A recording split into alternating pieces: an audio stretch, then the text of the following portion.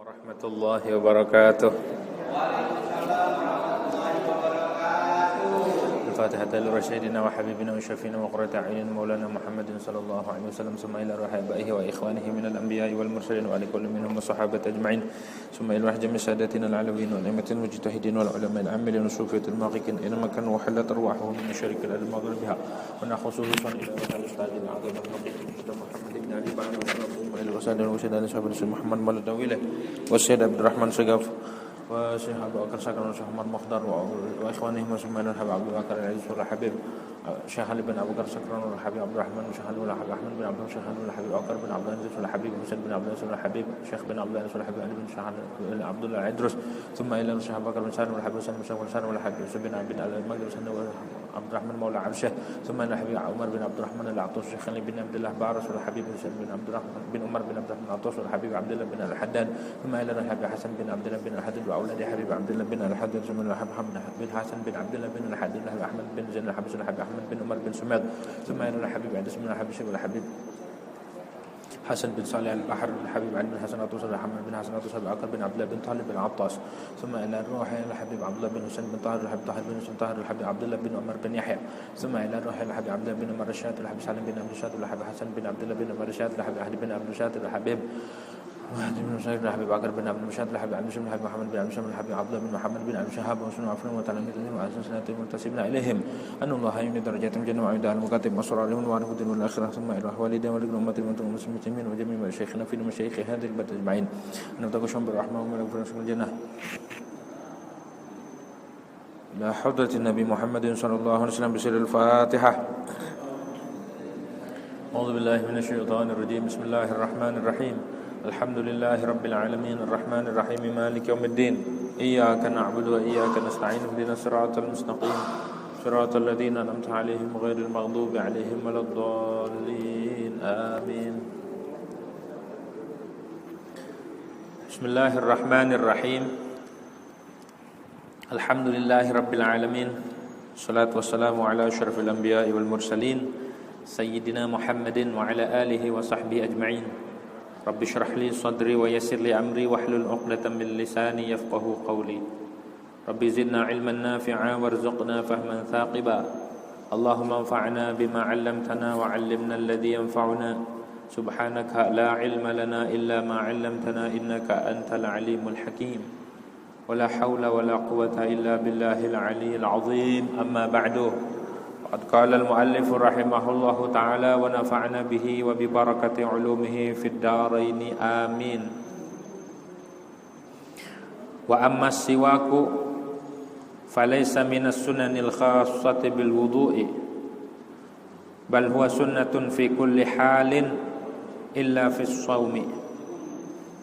Dan adapun siwak falaisa minas sunanil khassati, yaitu maka tidak ada itu siwak itu daripada sunnah-sunnah yang khusus dengan wudu. Bal huwa sunnatun fi kulli halin, akan tetapi dia siwak itu adalah sunnah dalam tiap-tiap keadaan illa fi shaumi, kecuali ketika puasa. Fayukrahu, maka makruh hukumnya bersiwak bagi orang puasa. Ya, minaz zawali, mulai dari tergelincir matahari, ilal ghurubi, sampai terbenam matahari. Wa yata'akkadu istihbabuhu 'indal wudu'i, dan menjadi kukuh, menjadi muakkad istihbabuhu, disunnahkannya siwak, 'indal wudu'i, ketika wudu. Wa mahalluhu, dan adapun tempatnya siwak, fihi, di dalam wudu, qabla al-madmadati, itu sebelum berkumur.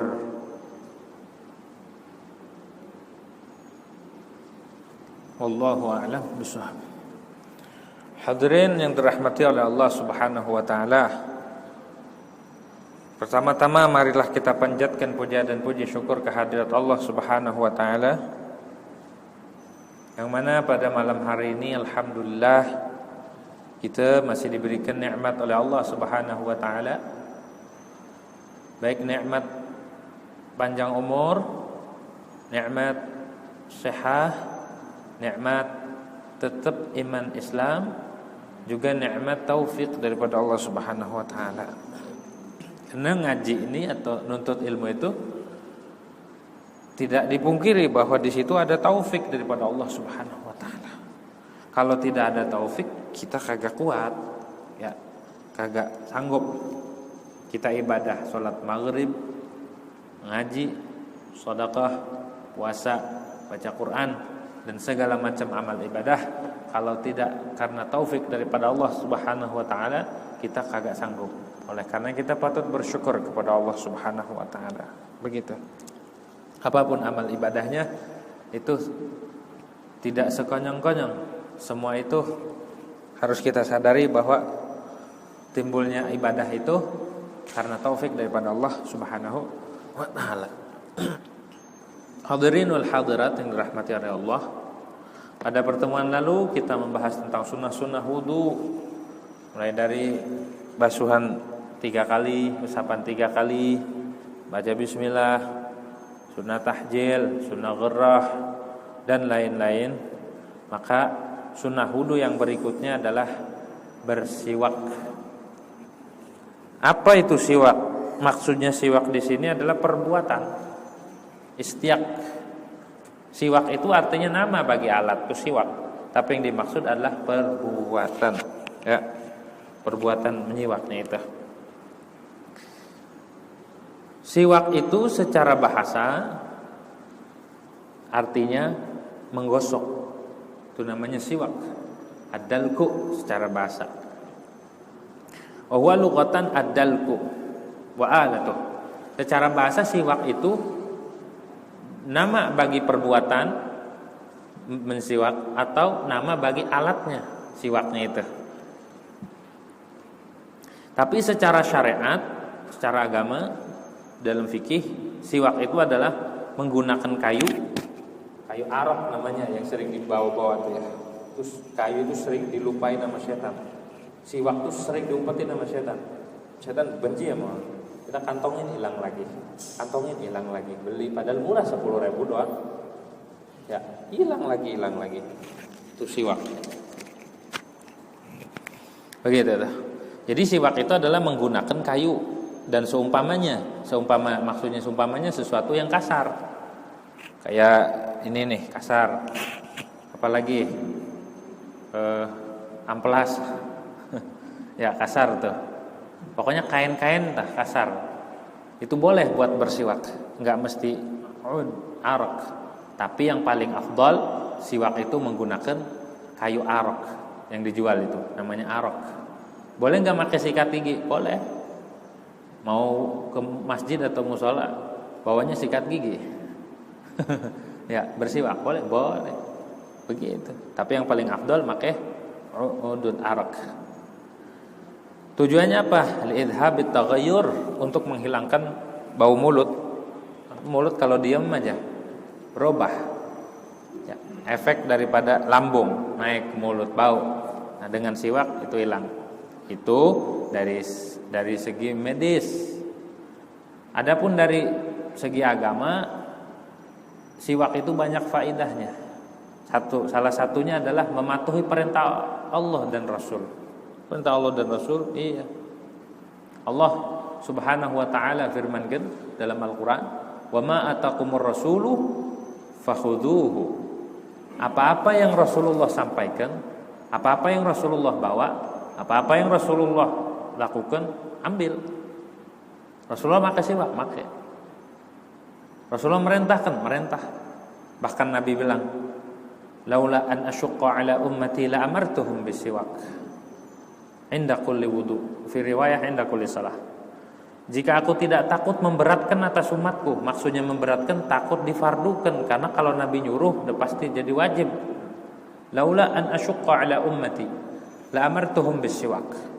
Niscaya aku perintahkan untuk bersiwak terus ketika wudu dan salat. Ketika wudu, satu riwayat setiap salat. Jadi siwak itu luar biasa. Sederhana, harganya murah meriah. Ama cincin juga mahalan cincin, ama kalung juga mahalan kalung, ama sarung mahalan sarung. harganya cuma 10.000, cuma Masya Allah beratnya. Pantas laula an asyqa ala ummati la amartuhum bisiwak. Siwak itu ngusir syaitan. Siwak itu mardatun lirrahman, membuat Allah redha. Siwak itu mensucikan atau membersihkan mulut. Siwak itu juga mempermudah keluarnya roh. Jadi kalau orang lagi sakratul maut susah, siwakin aja, gampang keluarnya. Siwak itu juga untuk melancarkan lidah kita untuk mengucapkan bahasa Arab atau Al-Quran. Tuh siwak. Kalau kita baca Qurannya susah banget lidahnya, pakai siwak biar cepat. Begitu. Beli paling 10.000. Bila perlu dibagi nih, satu orang satu bagiin biar dapat sunnah Nabi Muhammad sallallahu alaihi wasallam. Begitu tuh. Tuh siwak namanya. Wa nahwihi, dan seumpama idhabut taghayyur yang tadi udah disebutin. Rukun siwak itu dengan niat tentunya biar dapat pahala sunnah, niat nawaitu istiyaqa sunnatan lillahi ta'ala. Rukunnya ada 3. Rukun siwak ada 3. Pertama mustaqin. Mustaqin orang yang siwak, orang yang bersiwak. Yang kedua mustaqun bih. Mustaqun pertama orang yang siwak, kedua alat buat siwak, ada kayunya atau sejenisnya. Yang ketiga mustaqun fih, mulut yang disiwaki gigi gitu ya. Jadi rukunnya ada 3. Pertama mustaqun orang yang siwak, kedua mustaqun bih alatnya yang digunakan buat bersiwak, yang ketiga mustaqun fih, mulut. Mustaqun fih itu yang disiwaki di dalamnya itu mulut atau gigi ya. Siwak ini termasuk daripada syariat-syariat umat terdahulu. Wa huwa minasyara'il qadimah kama yadullu qauluhu sallallahu alaihi wasallam. Mana dalilnya? Nih sabda Nabi, kata Nabi, hadza siwaki wa siwakul anbiya'i min qabli. Ini siwakku dan siwak para nabi-nabi sebelumku. Jadi siwak itu sunnahnya para nabi. Gak mungkin Rasulullah itu mengerjakan sesuatu kalau di situ tidak ada perintah Allah. Berarti siwak itu termasuk perintah Allah Subhanahu wa taala. Ai min ahdi Ibrahim, mulai dari Nabi Ibrahim, bukan dari nabi sebelumnya, mulai dari Nabi Ibrahim. La mutlaqan, tidak secara mutlak. Mengapa? Li'annahu awwalu man istaq. Karena Nabi Ibrahim itu pertama kali orang yang bersiwak. Berarti mulainya dari zaman Nabi Ibrahim dan anak keturunan Nabi Ibrahim yang jadi nabi. Wa nassa ba'duhum ala annahu min khasa'is hadhil ummah. Tapi menurut sebagian ulama, siwak itu khususiat umat Nabi Muhammad. Tidak semua, tapi khususiat umat Nabi Muhammad sallallahu alaihi wasallam. Binisbah lil umam as-sabiqah, terkait dengan umat. Kalau buat umat, siwak ini khusus buat umat Nabi Muhammad. Kalau buat para nabi, nabi-nabi sebelumnya juga bersiwak, gitu. Tuh namanya siwak tuh ya. Siwak itu termasuk sunnah wudu dan juga selain sunnah wudu. Tuh. Wa amma siwaku, adapun siwak, falaysa minas sunanil khassati bil wudu, maka itu bukan termasuk sunnah khusus dengan wudu saja, tapi sunnah dalam setiap keadaan, baik ketika suci ataupun ketika hadas ataupun orang junub. Boleh nggak pakai siwak? Boleh, disunahkan. Mau masuk rumah siwakan, mau masuk masjid siwak, mau baca Quran siwak, mau baca hadis siwak, mau baca ilmu siwak, mau salat siwak. Tuh. Aw haidhan, ataupun orang yang haid, perempuan haid, boleh nggak bersiwak? Boleh. Shaiman, baik orang puasa, aw muftiran, ataupun kagak puasa. Wa fi kulli zaman, dalam setiap keadaan zaman, lailan aw naharan, ghadatan aw asyiya, siang, malam, pagi atau sore, dianjurkan bersiwak. Begitu. Bawa siwaknya di kantong. Karena siwak itu sering banget diumpetin setan. Makanya ada sebagian ulama itu dikalungin tuh siwak biar kagak lepas. Ada lagi ditaruh di tasbih subhah, diikat biar enggak lepas. Cuma makruh naruh siwak di ardan, di tanah, dilonjorin makruh. Kalau mau taruhnya diriin, jangan dilonjorin. Kalau dilonjorin makruh dan itu bisa mewariskan juzam. Dan juga jangan taruh di tanah. Begitu, siwak itu harus ditaruh di atas, harus didiriin. Nanti dipakai syaitan. Begitu tuh ya. Tidak boleh lebih dari 1 jengkal. Siwak itu makruh lebih daripada 1 jengkal. Kali siwaknya panjang kayak seruling, makruh. Sederhana aja. Yang paling afdol pakai kayu arok. Kayu arok tuh yang dijual di Arab atau sekarang banyak di Condet, di Tanah Abang. Sini juga banyak tuh toko-toko ya yang jualan. Murah meriah, tapi luar biasa susah. Ya, lebih berat itu. Begitu tuh ya. Nah, itu sunnah di dalam wudu. Sunnah juga di dalam wudu. Illa fi shaum, kecuali orang puasa. Orang puasa makruh bersiwak dari kapan? Dari zuhur sampai maghrib. Kalau dari subuh enggak apa-apa. Tapi awas, kalau habis siwak ludahnya jangan ditelan. Karena ketika nempel dengan benda lain, maka hukumnya ludah itu bukan lagi dari sumbernya, tapi udah nempel dengan benda lain. Kalau ditelan batal puasanya. Jadi habis siwak dilepehin dulu, diludahin dulu. Begitu orang puasa. Berarti sholat subuh masih boleh siwakan. Fajar misal mau tadarus Quran masih boleh. Kalau udah tergelincir matahari, ya dalam mazhab Syafi'i, qaul mu'tamad, qaul azhar Imam Syafi'i, tidak boleh. Bukan tidak boleh, makruh hukumnya kalau setelah sholat zuhur. Setelah tergelincir sampai maghrib gak boleh bersiwak. Karena ada hadis la khalufu famis shaim atyabu indallahi min musyrik. Bau mulutnya orang puasa itu atyab indallah, lebih harum di sisi Allah ketimbang misik orang puasa tuh. Jangan dihilangin pakai siwak, makanya nggak boleh makruh. Makruh menghilangkan bau mulut ketika orang puasa. Itu menurut qaul mu'tamad. Tapi menurut Imam Nawawi, waqtarahu Nawawi adamul karahati mutlaqan. Imam Nawawi memilih pendapat bahwa tidak makruh. Mau sebelum tergelincir matahari ataupun setelah tergelincir matahari tidak makruh, sampai maghrib enggak. Jadi silahkan tuh bebas.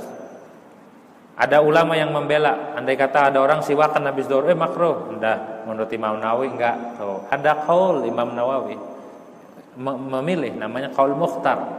Mukhtar itu kharij 'anil madhab. Jadi yang mu'tamad dalam madhab Syafi'i qaul adarnya makruh. Tapi Imam Nawawi mengambil dalil, istinbat dalil dan memilih bahwa enggak makruh. Begitu tuh ya. Puasa. Walaupun puasa sunnah, puasa Senin Kemis, tetap makruh kalau setelah tergelincir matahari. Walau naflan, khilafan li Abi Hamid Al-Isfiraini. Berbeda pendapat dengan Imam Abu Hamid Al-Isfiraini mengatakan bahwa bersiwak setelah tergelincir matahari di puasa sunnah tidak apa-apa. Tapi kalau yang mu'tamad mau puasanya fardu ataupun sunnah, kalau sudah tergelincir itu makruh. Kalau menurut Imam Nawawi tidak makruh. Kalau menurut Imam Abu Hamid Al-Asfiraini kecuali puasa sunnah. Begitu tuh ya. Jadi harus tahu tuh khilaf-khilafnya. Harus tahu, oh enak kalau ngaji tahu ulama yang berpendapat gini. Ulama tuh bukan berpendapat dari kepalanya, bukan. Mereka itu cari dalil. Mereka itu punya dalil sendiri. Diistimbat. Memang kita, mereka hafalannya ribuan. Mereka baca kitabnya itu 20.000 kitab dibaca. Ulama-ulama dulu semangatnya. Nah, kita matu juga gak arah hatam, tapi lagunya aja gijik, lagunya kayak orang bener aja. Orang dulu nih, zaman dulu di Baghdad itu Asimatul Khilafah, ibu kotanya khilafah madzhab di Baghdad. Dulu perpustakaan banyak. Ada salah satu ulama itu saking semangatnya baca kitab tala'atu 20.000 mujallad. 20.000 jilid kitab dibaca semua. Wa ma'adzalik habis itu dia nggak pernah puas, baca lagi. Lah kita berapa kitab yang udah kita baca, yang udah kita khatamin, tapi kita lagunya sebakul, lagunya luar biasa ngelebihin ulama dulu. Ulama dulu udah baca banyak tapi tetap masih semangat ngaji, masih tetap memperdalam ilmu. Ya, nggak ketipu. Awas, hati-hati, ketipu sama syaitan. Begitu tuh ya. Begitu tuh orang-orang dulu. Siwak, mau baca kitab siwak. Tuh, orang dulu tuh banyak kitab-kitab yang dimutolaah, yang dihafal banyak, dalil-dalil mereka. Mereka ngambil ilmu tuh bukan hasil baca doang, mereka cari ke gurunya langsung. Imam Dawud yang pengarang Sunan Abu Dawud nyari hadis doang, keluar daripada negerinya berbulan-bulan, 3 bulan nyari 1-2 hadis doang. Nyarinya lah kita mah nggak ada apa-apanya dibanding ulama-ulama terdahulu. Makanya kita hargain pendapat-pendapat ulama dulu ya, karena mereka itu berpendapat bukan dari kepala, mereka itu badala juhdah, mencurahkan kemampuannya untuk mengambil satu hukum saja. Tanggung jawabnya dunia akhirat. Al-Imam Ruyani, Sahibul Bahr. Ya, Imam Ruyani. Beliau punya kitab 20 jilid namanya Bahrul Madhab. Beliau meninggalnya terbunuh di medan perang. Tuh, ulama-ulama dulu, ulama sekarang gak ada apa-apanya. Makanya kita junjung tinggi ulama-ulama. Pendapatnya kita junjung tinggi, kitabnya kita junjung tinggi, namanya kita junjung tinggi. Bahkan ada beberapa ulama yang jika disebut turun rahmat. Itu keutamaan umat Nabi Muhammad SAW.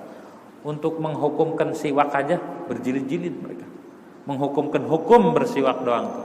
Mereka gali siang malam. Ada yang udah capek tiduran bukan istirahat, mikirin hukum. Diistimbat lagi, nyari lagi pendapat, oh iya ada hadis itu. Kita makan udah pules. Kayak gitu tuh. Ulama dulu luar biasa. Hukum siwak doang tuh. Abu Hamid Al-Isfirain mengatakan kecuali puasa sunnah enggak apa-apa. Nah gitu ya. Bukan hanya puasa, kata Syekh Nawawi, wal imsaki, kecuali di dalam menahan karena seumpama linah winis janiniyah. Ada orang lupa niat. Sahur tapi ketiduran. Sahur mudah disiapin, apa aja suruh siap.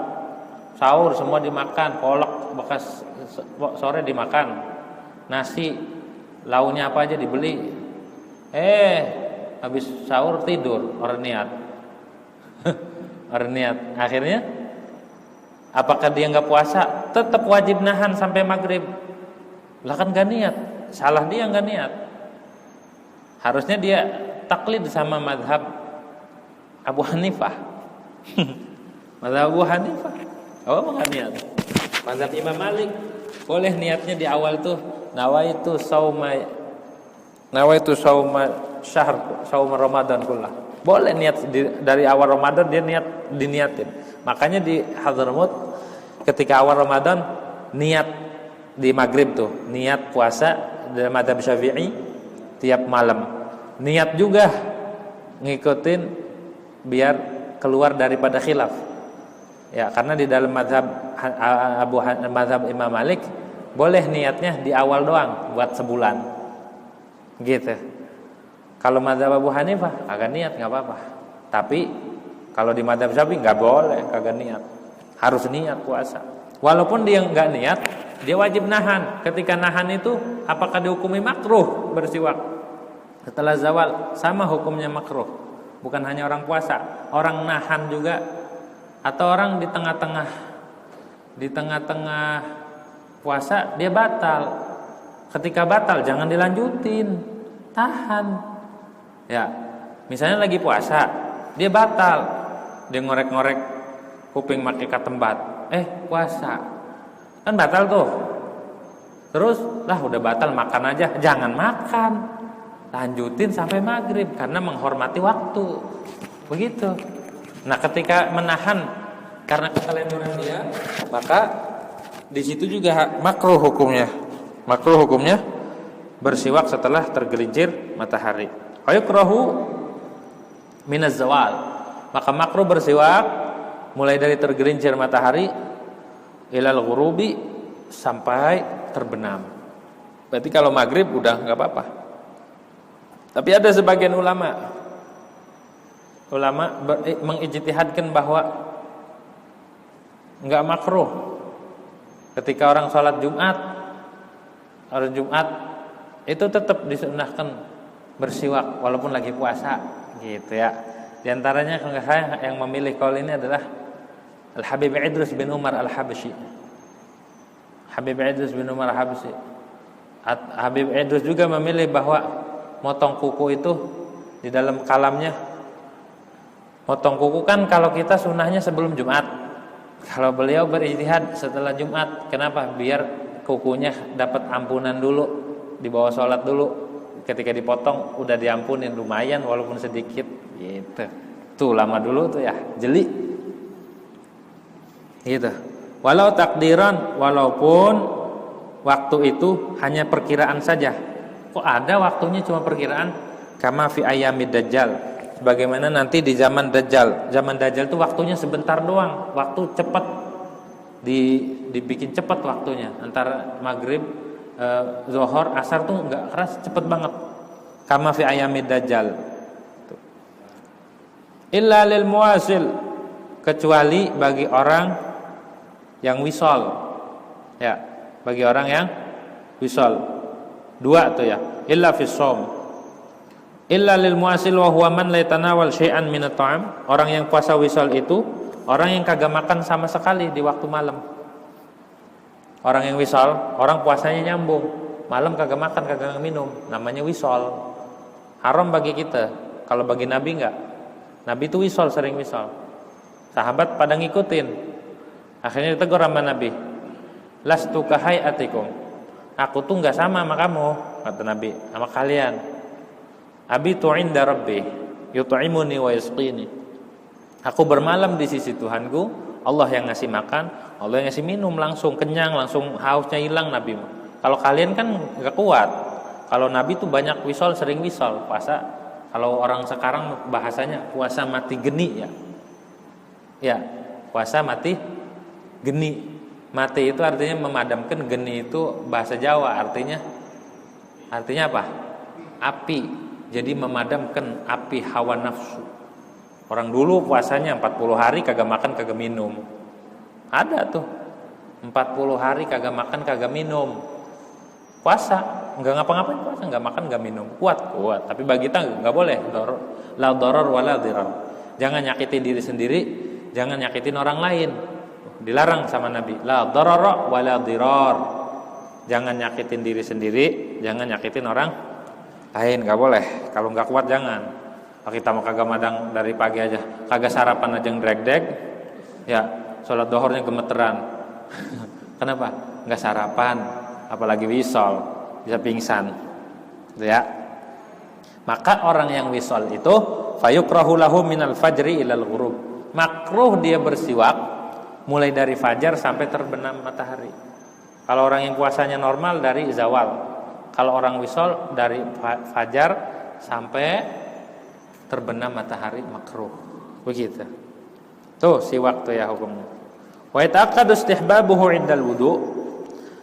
Dan dikukuhkan, dikuatkan, sangat dianjurkan kesunahan siwak ketika berwudu. Kapan siwak ketika wudu itu? Apakah setelah mencuci dua tangan, apa sebelum?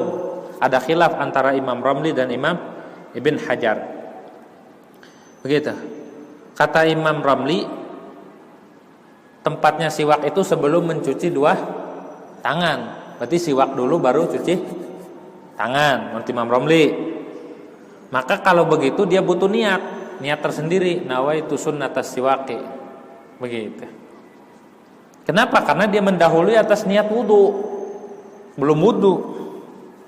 Kalau menurut Ibn Hajar, dia itu tempatnya bersiwak ketika di dalam wudu itu ba'da ghaslil kaffain.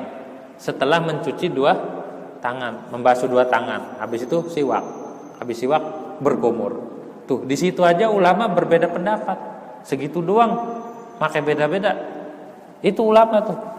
Bedanya bukan karena nafsu, beda sama orang sekarang. Gua harus beda. Gitu. Gua beda pilihan. Ulama dulu beda Karena mereka nyari kitabnya, nyari dalilnya, begitu. Beda. Jadi menurut Ibn Hajar, tempatnya itu setelah mencuci 2 tangan maka tidak butuh niat, karena niatnya udah masuk ke dalam wudu. Masuk sunnahnya ke dalam wudu. Kalau menurut Imam Romli, mahalluhu qabla ghusl kafain fa tahtaju ila niyah. Maka butuh pada niat. Gitu. Kenapa menurut Ibn Hajar tidak butuh niat? Karena li syumuli niyatil wudu lahu, karena mencakupnya niat wudu bagi siwak. Tapi menurut Imam Romli, menurut Imam Baijuri, yang mu'tamad, yang kuat itu pendapat pertama, menurut pendapat Imam Romli. Tapi menurut ulama Hadramut dan sekitarnya, ulama Hijaz, yang mu'tamad itu menurut Ibn Hajar Al-Haytami gitu. Berarti mahalluhu ba'da ghuslil kafain, setelah mencuci tangan baru siwak gitu.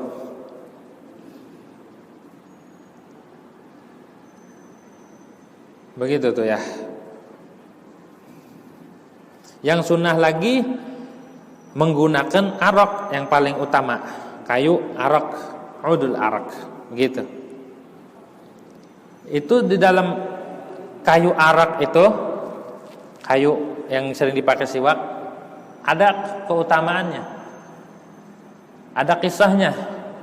Al-Habib, guru kita Habib Salim bin Abdullah bin Umar Syatiri, beliau menjelasin waktu daras, ada pertemuan dokter-dokter di Eropa, di Almania, di Jerman.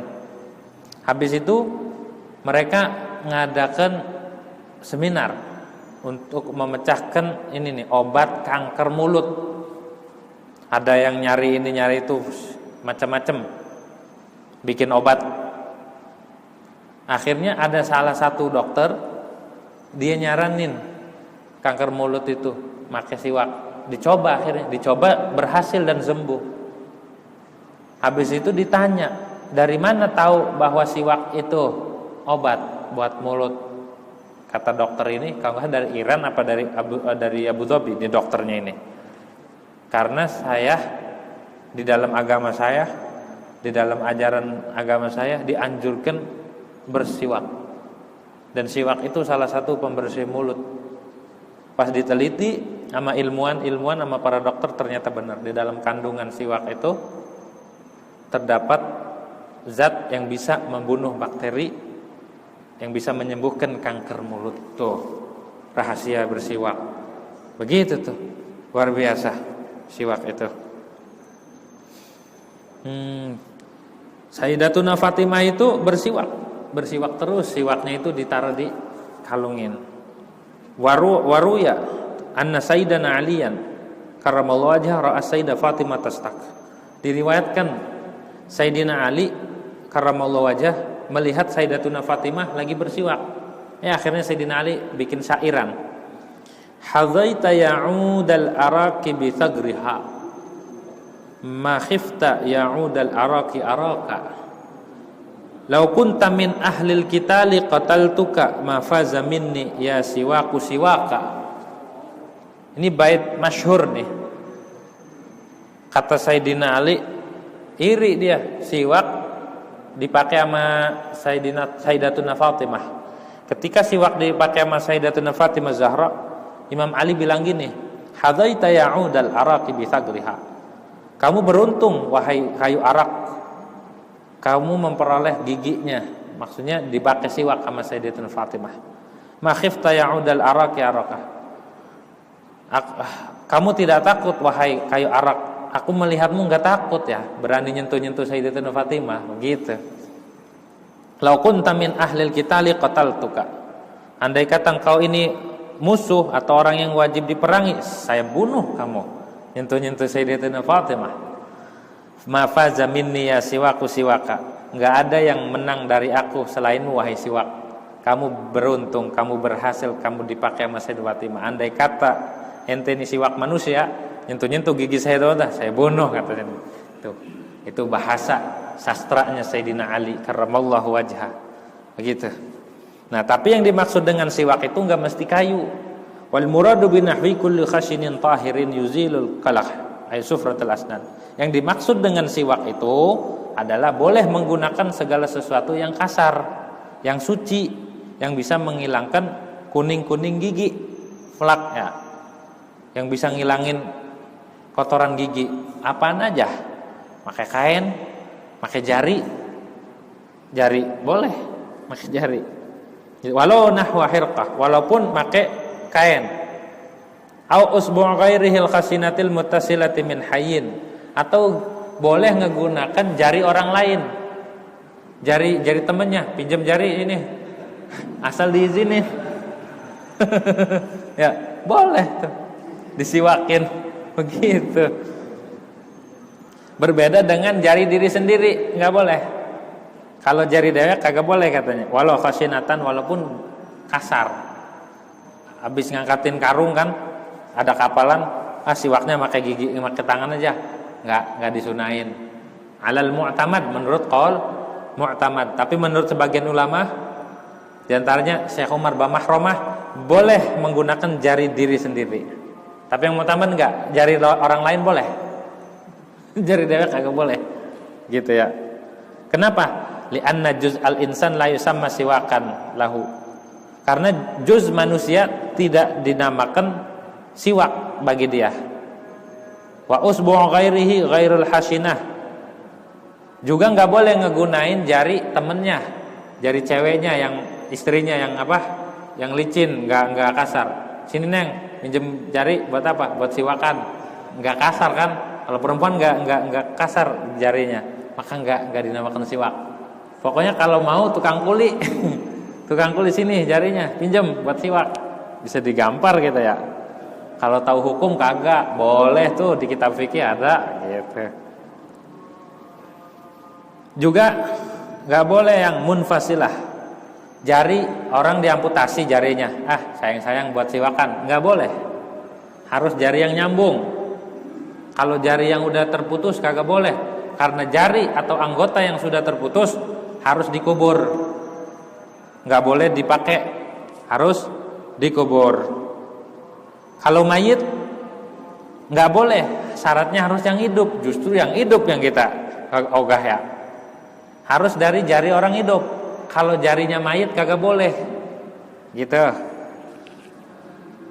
Wa kadzalika idza kanat min mayitin wa idza kanat min ghairi idnih, atau pakai jari orang kagak izin. Sini jari lo. Buat apa?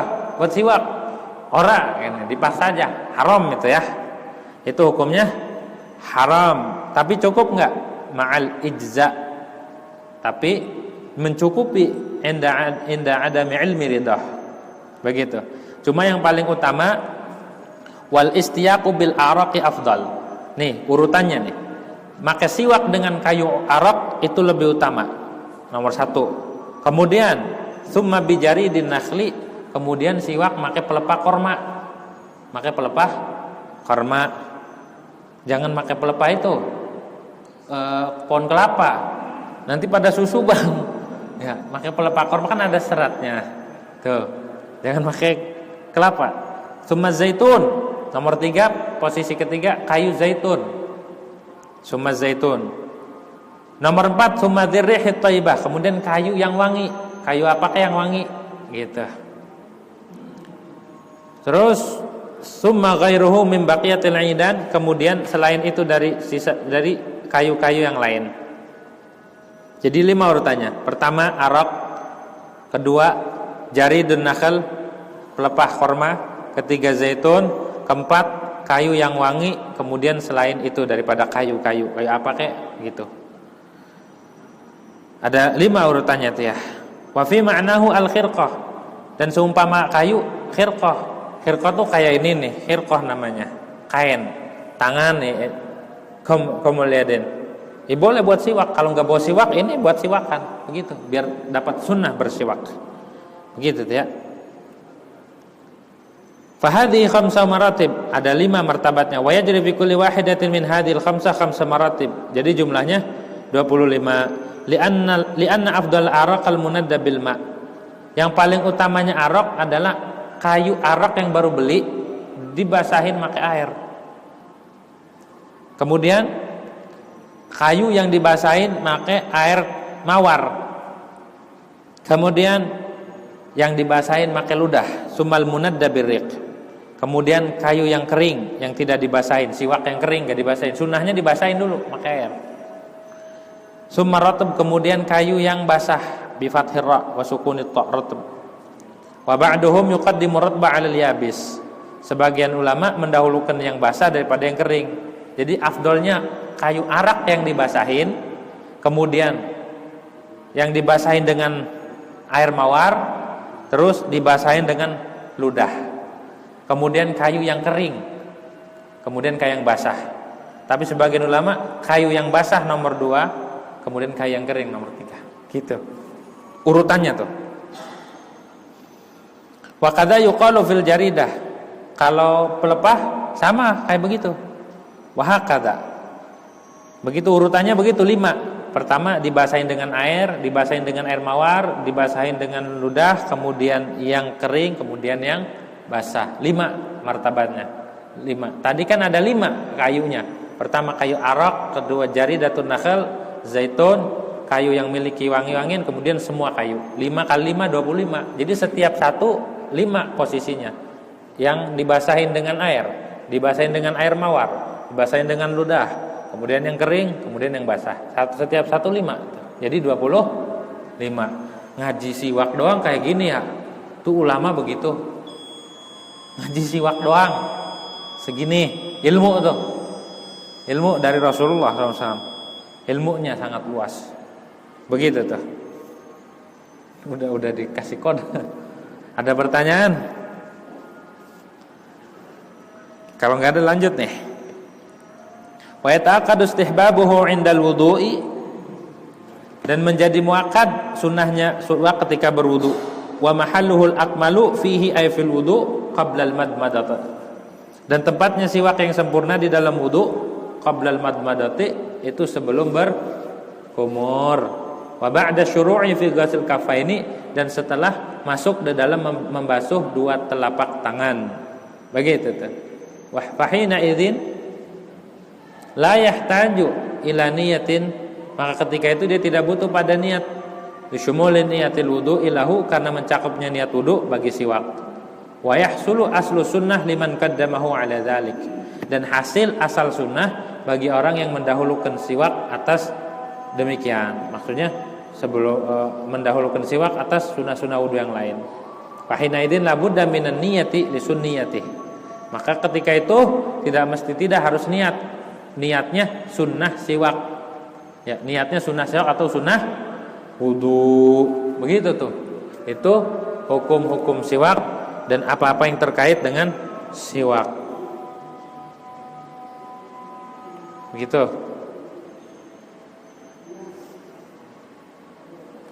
Terus yang terakhir nih pembahasan siwak. Hukum bersiwak, ada kalanya sunnah, ada kalanya wajib, ada kalanya haram.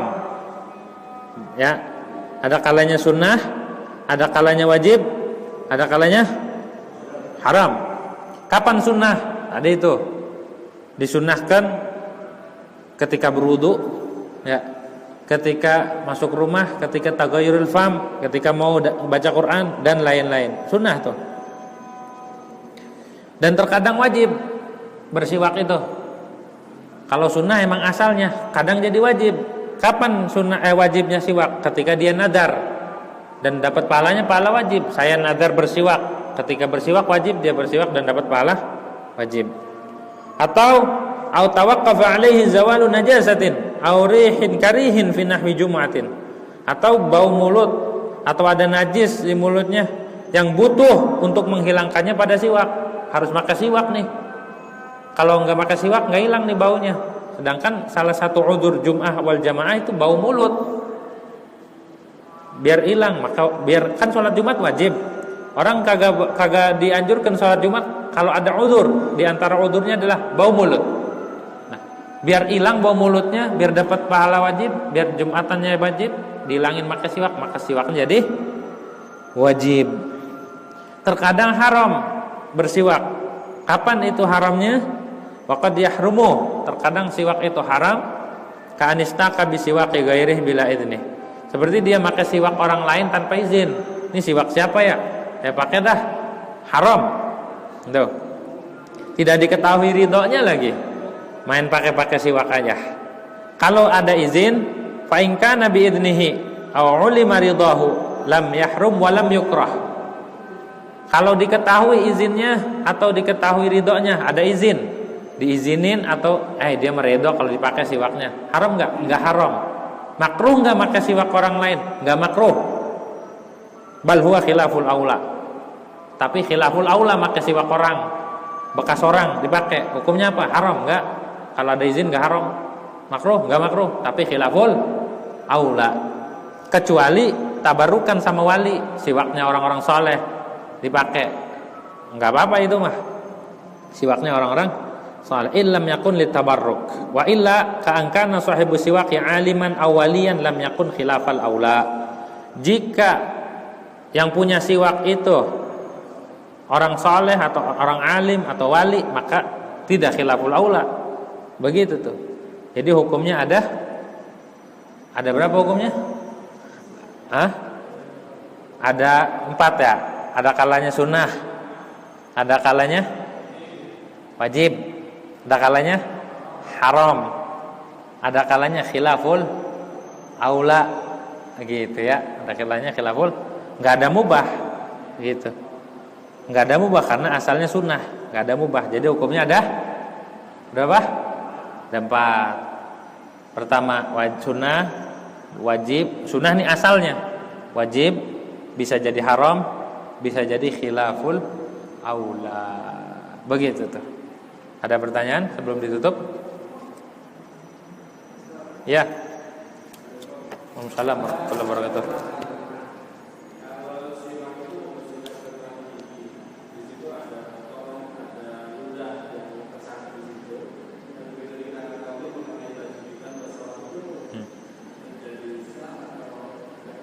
Kalau nggak ada najis nggak apa-apa. Kalau ada darah, misalnya lagi siwak ada darahnya, kantongin, batal sholatnya, kan bawa najis. Makanya dicuci tuh. Kalau ada najis atau kadang kan kena gusi, ada darah, jangan didiamin, dicuci. Bisa taruh. Makanya setiap pakai dicuci, gitu. Kenapa? Enggak najis. Kecuali ludah anjing najis.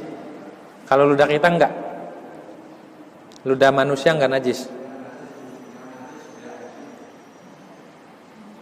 Ya, ada lagi? Ada.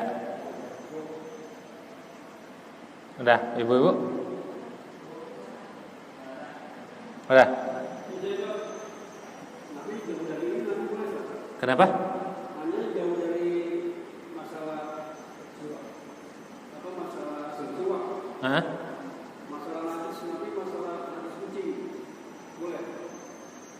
Masalah saya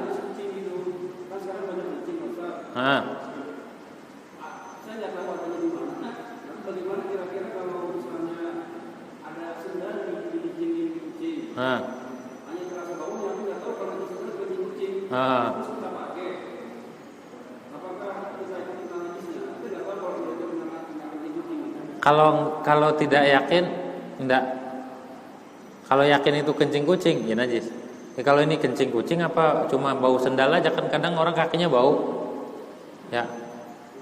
Bisa jadi bau apa namanya, orang kutu air. Orang kakinya bau kan. Tapi kalau yakin itu kencing kucing enggak boleh. Itu najis itu. Harus. Bahkan hati-hati nih kalau yang punya kucing nih, bulu kucing yang rontok itu najis. Wajuz uhayin, juz binatang yang udah terpisah itu najis. Wajuz uhayin mafsulin, kayak di wajuz uhayin mafsulin tuh najis hukumnya. Juz daripada binatang yang terpisah. Binatangnya itu nggak dimakan. Kalau ayam kan dimakan kan, kita cabut nggak bangkai. Tapi kalau apa namanya, kucing dimakan nggak? Nggak dimakan kan? Nggak dimakan. Kucing nggak boleh dimakan. Nah, kucing nih, kalau di rumah ada kucing, tahu-tahu lagi sholat, di kucing nongkrong di depan, ada bulunya kan, rontok, itu bulunya najis. Atau lagi sholat dia nangkring di paha, batal sholatnya. Kok batal? Karena kucing kagak cebok. Kucing cebok nggak? Ada nggak kucing yang cebok? Nggak ada, kecuali si Tom itu, Tom Jerry itu. Kucing kita nggak cebok, habis berak kagak cebok. Nah, lagi sholat dia di pangkuan kita, batal sholatnya karena bawa najis kitanya. Atau bulunya rontok di situ, di tempat sholat kita pegang atau ada di kantong, batal sholatnya karena najis. Bulu kucing itu najis, gitu ya. Bukan bulunya yang najis karena sudah rontok, bukan bulunya najis, bukan, karena sudah terpisah. Ya, hukumnya seperti bangke. Wa juz'u hayyin kayadin mafsuli kamaitihi la sya'ril maquli, dalam kitab Zubat disebutkan. Wa juz'u hayyin kayadin mafsuli, dan wa juz'u hayyin, binatang yang hidup seperti tangan yang terbuntung. Atau kita punya kambing, pengen makan torpedonya, kita potong masih hidup-hidup, bangke hukumnya. La sya'rul maqul, bukan bulu hewan yang dimakan kayak ayam, itu enggak apa-apa. Kalau bulu kucing gitu. Kenapa? Miara kucing enggak apa-apa. Miara kucing enggak jadi masalah, disuruh, disunahin. Karena Rasulullah miara kucing. Tapi ya itu harus hati-hati. Kita harus ngaji biar tahu mana yang najis, benda-benda yang najis. Ada satu kitab ngebahas tentang najis doang, namanya Al-Ma'fuat. Al-Ma'fuat punyanya Imam Ibnul Imad, disyarahin sama Imam Romli, namanya Fathul Jawad, ngomongin tentang najis.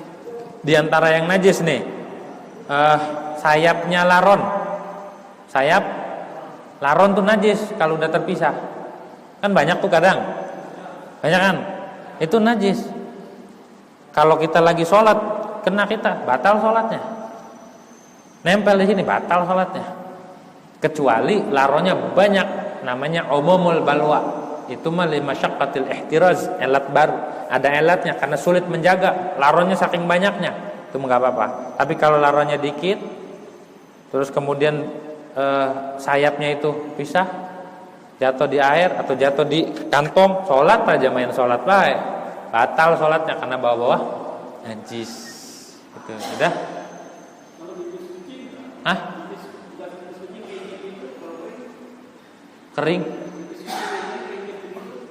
Kering najis tetap najis. Kalau kitanya basah, ya udah jadi mutawasito. Kalau sama-sama kering, ya kalau nggak ada nempel, nggak ada bendanya, itu hukumnya najis hukmi, nggak ada bendanya kan, nggak ada nyerep udah, itu nggak ada zatnya.